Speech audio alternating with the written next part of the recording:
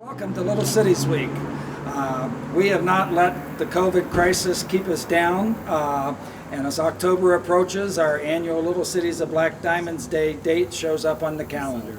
But because of COVID, we've decided this year to go online and do a virtual Little Cities Week instead of day, and it's a Little Cities Fest, we're calling it.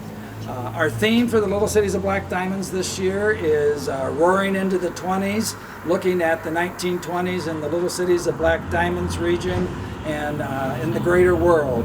And there are great stories to be told about that era here in southeastern Ohio as well as across the country. Tune in every evening this week at 7 p.m. for really engaging programs, and we'd really enjoy your support of our sponsors who will show up in these programs, as well as your contributions at www.lcbdohio.org. Thank you and enjoy the show.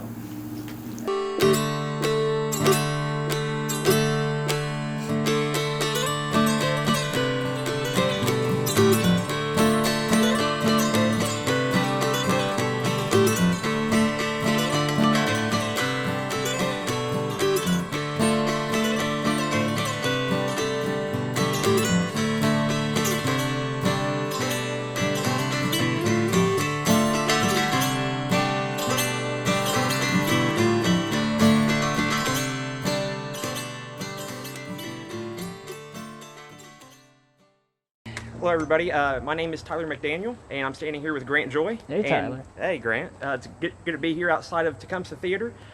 We are here in downtown Shawnee on Main Street, and why don't you tell us a little bit about this really historic place here, Grant? Yeah, so the Tecumseh Theater was built in 1908, completed in 1909 by a social fraternal civic organization called the Improved Order of Redmen. They were sort of a patriotic group that modeled themselves after the spirit of sort of the Shawnee and Wyandotte, among others. They built this building, and it was completed in 1909. The kind of space that you see here occupied, I've heard stories of a bowling alley being in here at one point, a barber shop, and a confectionery. So a little bit of everything. Yeah, it was a mix of everything. And in the left-hand side of the theater would have been where the Linda Theater was. And so the Improved Order of Redmen they lost the building in 1911 to a sheriff's auction. A gentleman bought it and ran it as the Linda Theater and had a confectionery here on this side of the building. And so there's this place has a lot of history just outside of just being a theater. It sounds like there's a lot of activity within the community here in Shawnee that really took place right in this building. Yes, the Tecumseh Theater has always sort of been a bastion of community space, and it's fostered a greater sense of community and a way for people to have fellowship, whether it be back in 1909 when it was completed or today in 2020.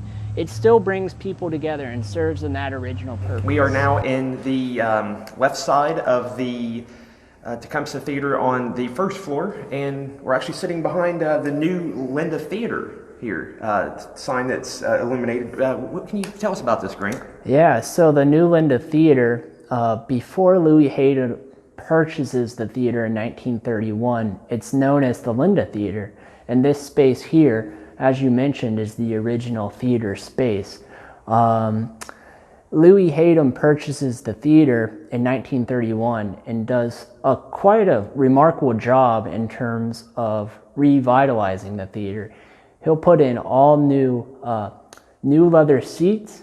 He'll put in the first sound projectors of the Hocking Valley has to offer in its theater spaces.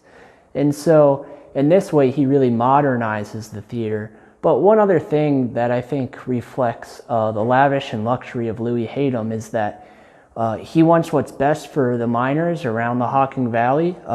It's obviously a hard way to make a living, and Sure. He wants to have a space where folks can relax on a Saturday night. And so he'll go down to Cincinnati and get the latest and greatest talkie films and bring those and show those up here. And as a result, in doing so, the new Linda Theater becomes the cultural epicenter, or the cultural beacon of the Hocking Valley. So it is a time capsule into the past. That it is. There are definitely tangible connections to the past, but this is like jumping into a time capsule and being transported back to the 1920s, 1930s. So it's a special place, and it has a raw sort of appeal to it. Yeah, definitely. The restoration work continues, and it's been sort of in existence since 1976, but we just got new steps for the second and third floors. We've got all new lighting and electrical work on the second floor here, so we're slowly making progress, and it's one step at a time. So as far as I know, and as far as what other people have told me, we think that these pianos were here prior to Louis Hayden kind of installing the sound projectors. Exactly. So it's kind of a cool token of sort of that silent movie era.